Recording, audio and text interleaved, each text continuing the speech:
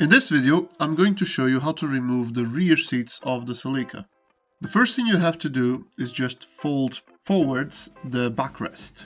Then look at the screw that is holding the carpet to the plastic trim at the rear. Remove it.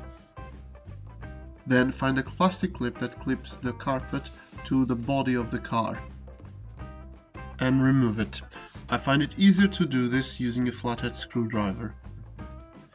The next thing you do is just pull back the carpet, and that will reveal two bolts. Those are 13 mils, and the first one is near the center of the car, just remove it, and the second one is at the edge.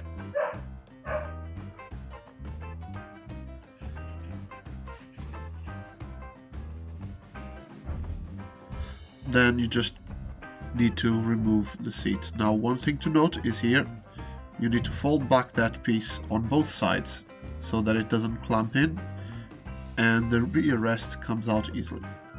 Now, for the bottom part of it, the first thing you need to do is fold those two bits upwards so that you can slide it out.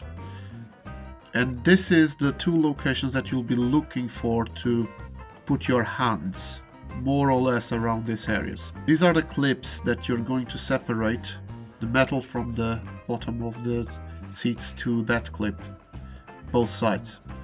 Now, the way it works is just grab it with both hands and just give it a very strong pull. Do not use a screwdriver, because that's how I broke my clips. So thanks for watching, and if you found this video helpful, please leave a like, and if you got any comments, just leave them in the comment section.